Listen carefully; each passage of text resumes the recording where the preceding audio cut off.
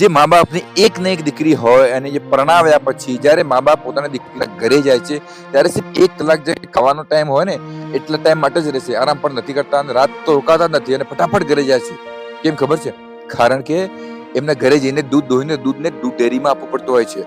અને અમુક પરિવાર તો એવા છે કે 2 જ લીટર એના ઘરમાં દૂધ આવતું હોય અને ઘરમાં ખાવા માટે બાળકો પણ હોય, તેમ છતાં પણ બાળકો માટે દૂધ નથી રાખતા અને દૂધ ડેરીમાં ભરાવે છે. અને ઠંડી હોય, વરસાદ હોય, તડકો હોય કે બીમાર પણ હોય, તેમ છતાં પણ સવારે 4 વાગે 5 વાગે ઉઠીને ખેડૂતો પશુપાલકો દૂધને દૂધ ડેરીમાં આપતા હોય છે. કારણ કે જે પૈસા આવે એમનાથી એમનો પરિવારનો ગુજારો થતો હોય છે. અને એ જ પૈસાથી એ જ દૂધથી દૂધ ડેરીના જે સંચાલકો હોય છે એમનો પણ પરિવાર ચાલે છે, એમાં કોઈ પ્રોબ્લેમ નથી. પરંતુ જ્યારે પશુપાલકોનો કોઈ પ્રોબ્લેમ હોય ત્યારે એ સાંભળતા નથી અને પશુપાલકો પોતાની રજૂઆત કરવા જાય છે ત્યારે એમની વાત કોઈ સાંભળવા તૈયાર નથી.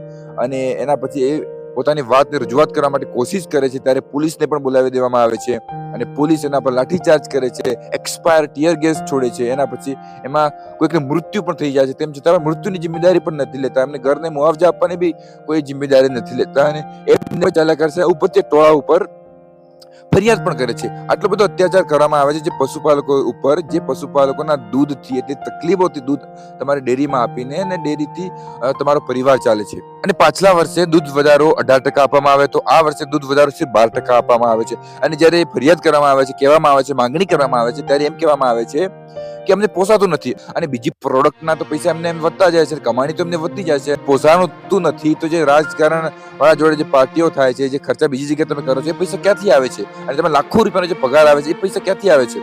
અગર પોસાતું નથી, ચલો ઠીક છે, પોસાતું નથી તો બીજી જો એક્સ્ટ્રા ખર્ચો તમે કરો છો એ ના કરો અને તમારા પગાર કમ કરો તો આપણે મેનેજ થઈ જશે.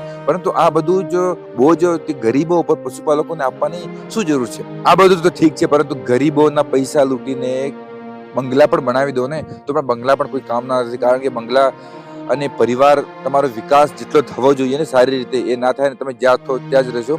એટલે જે અભિમાન હોય, જે પૈસાનો ઘમંડ હોય એ રાજા રાવણનું પણ નથી રહ્યું અને ખોટા માણસો ના રહે. નિયત સારી રાખવાની તો જ આપણે ભવિષ્યમાં સારું આપણે ભવિષ્ય સુધારી શકીશું. આ વાત ઉપર પણ આપણે ધ્યાન રાખવું જોઈએ. હું પણ ખેડૂતનો દીકરો છું અને મારે ઘરથી પણ દૂધ જાય છે, એટલે આ સમસ્યાનો શું ઇફેક્ટ પડે પરિવાર ઉપર એ મને ખબર છે. કારણ કે દૂધ વધારો આવતો હોય એના પર ઘણી બધી ઉમ્મીદો હોય છે પરિવારની, એટલે એ દૂધ વધારો ના મળે તો પરિવાર તૂટી જાય. અને હજુ પણ સમય છે. જે પશુપાલકોનો જે વધારો જે એકચ્યુઅલી મેં એને અથરાય છે, અધિકાર છે, 20-25% જે લોકોની માંગણી છે એ આપી દો તો હજુ પણ સારો સમય છે, બધું સોલ્યુશન થઈ જશે. અને બીજી વાત, કોઈ ખોટું ના લગાડતા, કારણ કે મેં કોઈ પણ દૂધ ડેરીનું નામ નથી લીધું અને કોઈ વ્યક્તિનું નામ નથી લીધું. બસ આ એક સામાજિક પ્રશ્ન છે, બસ હું મારી લાગણીને વ્યક્ત કરું છું. બાકી તમારો આ વિશે શું વિચાર છે કહી શકો છો. અને વિડીયો તમને લાગે શેર કરવા જેવો છે તો પણ શેર પણ કરી શકો છો.